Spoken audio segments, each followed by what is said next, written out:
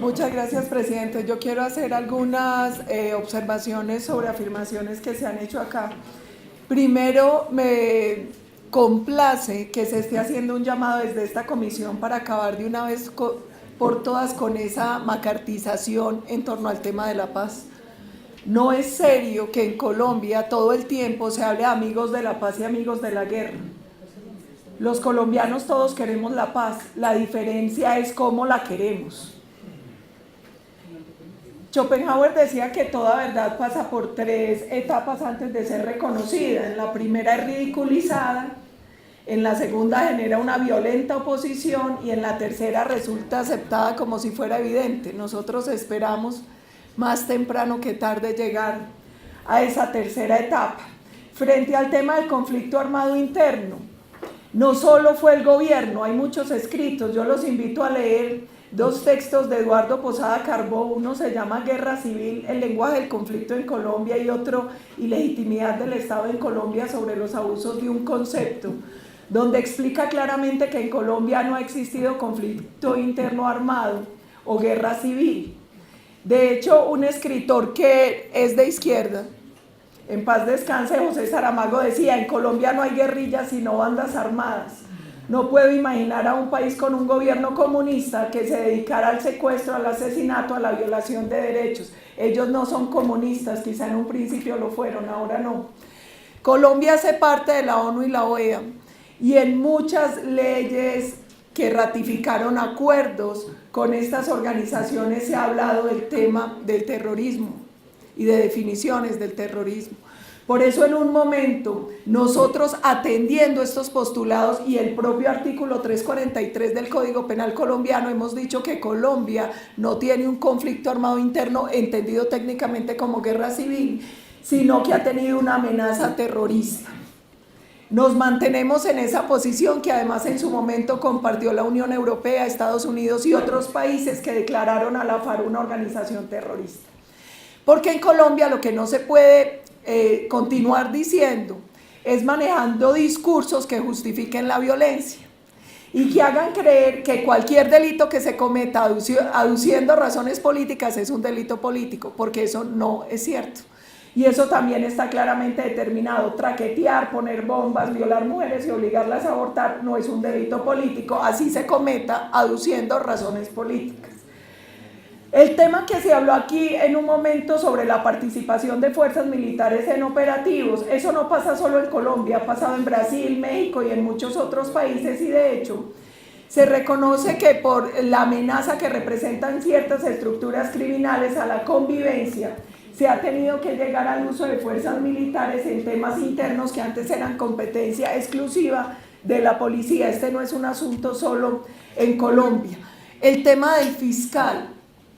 El artículo 251 establece claramente las funciones del fiscal general de la Nación, habla de que él puede asumir directamente investigaciones y procesos, que participa en la política criminal del Estado, que debe suministrar al gobierno información sobre investigaciones que lleve adelante, y eso es lo que está haciendo la Fiscalía, así moleste a algunos, porque no corresponde a lo que quieren escuchar. Y en eso también hay una cosa importante. Aquí todo el tiempo se apela a tratados internacionales, a la Constitución y la ley, al Estado de Derecho, a la división de poderes, pero eso es justamente lo que más se ha irrespetado. Y se ha irrespetado porque cuando se estaba en el proceso de negociación, en democracia muchos nos opusimos a ese proceso. Y el gobierno y la FARC se comprometieron a que eso iba a depender de una refrendación popular. Ellos fueron los que establecieron el mecanismo del plebiscito, ellos fueron los que le bajaron el umbral del 50 al 13, y ellos fueron los que respetaron al pueblo colombiano, porque nosotros en las urnas mayoritariamente dijimos no al acuerdo. Y en el documento de los Llanos de Yarí y en los documentos del gobierno todo el tiempo decían que la implementación dependía de esa refrendación, y se burlaron de la voluntad del pueblo en las urnas. Y se quieren burlar del Estatuto de Roma, que forma parte del bloque de constitucionalidad y que establece que los delitos atroces y de lesa humanidad no pueden ser amnistiables. Cuando se habla aquí del tema del ELN hay 2 observaciones. La primera, No es cierto que uno tenga que reconocer que hay un conflicto armado interno para negociar. Nosotros jamás lo reconocimos y desmovilizamos 35.000 paramilitares y más de 18.000 guerrilleros. Una cosa no obliga a la otra. Y el segundo tema importante es que nosotros creemos que sí es necesario que se mantengan la condición del cese unilateral de toda actividad criminal para negociar. A Colombia le ha hecho mucho daño la negociación en medio del ruido de los fusiles, porque termina enviando el mensaje equivocado de que la violencia y el terrorismo son mecanismos para negociar y para buscar concesiones políticas. Aquí se afirmó que el fracaso de la política de seguridad democrática, yo creo que la mejor política de paz fue la seguridad democrática, porque llevó a la reducción de los delitos de mayor impacto. Entre 2002 y 2010 se logró una reducción del homicidio en Colombia de 28.837 casos a 15.459.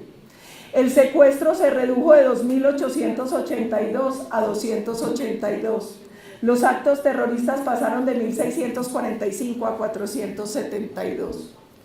Y llama la atención además que aquí todo el tiempo se hable de incumplimientos del gobierno, pero pocas veces se escucha que se exija o se pida que cumpla la FARC, porque ellos no han cumplido. La ONU reportó que las FARC no habían entregado a todos los menores reclutados. La Fiscalía reportó que la FARC es culpable de por lo menos 8.248 desapariciones forzosas, de las cuales no hay noticia. Yo recuerdo que cuando se decidió volver a negociar después de que él no ganó para hacer las modificaciones, ellos hicieron un compromiso con más de 700 personas que estaban en una lista registrada, con nombre, apellido, el lugar y el frente de donde se le habían llevado los criminales de la FARC. La FARC tampoco entregaron todas las armas, según la ONU eran un poco más de 7.000. Alias El Paisa, Romaña, Iván Márquez, nada, que se presentan, muy buenos mandando cartas, pero muy malos para comparecer ante la JEP. La Sociedad de Activos Especiales dice que al día de hoy la FARC solo ha entregado el 2.5% de los bienes ilícitamente adquiridos. Además, no ha parado de sembrar minas antipersona en los cultivos de coca. Van 22 acciones terroristas contra la fuerza pública, continúan reclutando menores y 336 guerrilleros han sido capturados reincidiendo.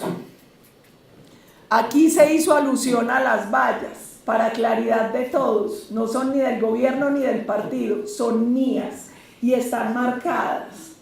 Paolus, que se llama el grupo político, que fue el nombre que nos pusieron.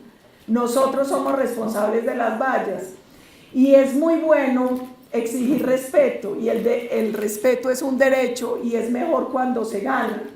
Estas vallas no son en contra de la JEP, son a favor de la justicia, son a favor de las víctimas, porque se ha dicho que la FARC, y lo denunció así se ha dicho que la JEP no quiere recibir las denuncias por violencia sexual de la Corporación Rosa Blanca.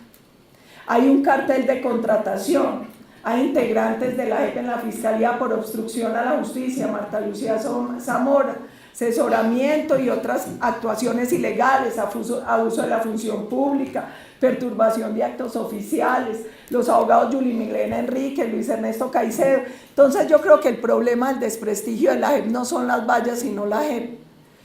Y la pregunta que uno se tiene que hacer es, ¿por qué le preguntamos a la gente del lado de quién está? Si de las víctimas o de los victimarios.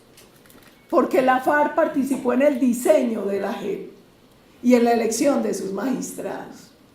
Porque la JEP no ha querido hacer justicia, porque es feliz haciendo unas audiencias a puerta cerrada a cabecillas de esa estructura narcoterrorista, pero eso sí, las de las fuerzas militares y de policía sí son públicas, con transmisión y con víctimas.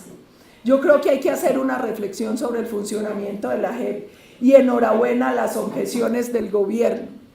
Objeciones que están enmarcadas en varias cosas. Primero, es una competencia que la Constitución entrega al presidente de la República y es parte esencial del Estado el tema de división de poderes. Es decir, después de que sobre una ley ordinaria o estatutaria decida y apruebe el Congreso, después del propio análisis de constitucionalidad de la Corte, el Ejecutivo, en un tema de balance de pesos y contrapesos, mantiene la autonomía para poder objetar las leyes por inconstitucionalidad o por inconveniencia. En este caso, 6 de los más de 150 artículos de la ley estatutaria son objetados por inconveniencia.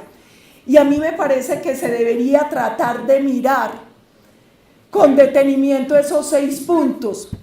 Primero, porque obedecen a la esencia misma del Estado de Derecho, de la democracia, de las instituciones, de la Constitución, pero además porque terminan siendo esenciales para la construcción de una paz estable y duradera, una construcción de paz que los involucre a todos, porque termina sirviéndole a los victimarios y porque por fin hace que se cumpla y se ponga en el centro las víctimas.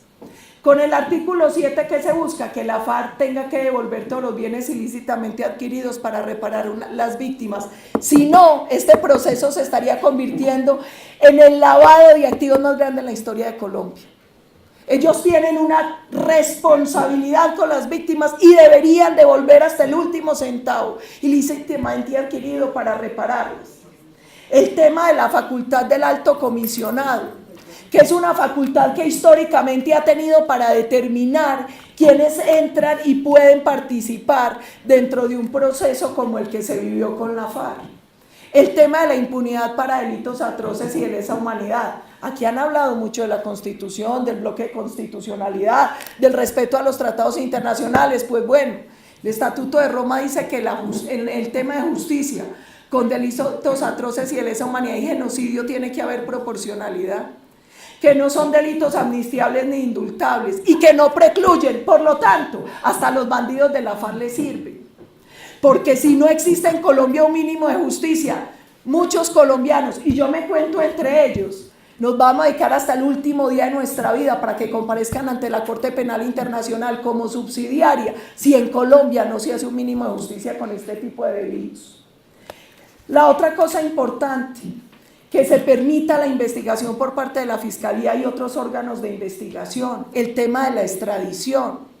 El tema de la extradición, está muy bien que determine la fecha, pero es que la extradición se supone que es una acción de cooperación internacional de justicia. Uno no tendría por qué pedirle al Estado requirente pruebas más allá, porque para eso es que se enfrenta el juicio en el país que lo requiere. Entonces, enhorabuena estas objeciones que permitirían unas correcciones al acuerdo, correcciones con las que estamos en deuda, porque cuando los colombianos votamos no al acuerdo, votamos por estos puntos, porque el presidente Iván Duque dijo ni trizas ni risas y se comprometió con unas reformas de fondo al acuerdo y por eso ganó. Muchos colombianos votamos por él con la esperanza de que íbamos a tener un mínimo de justicia frente a este tema.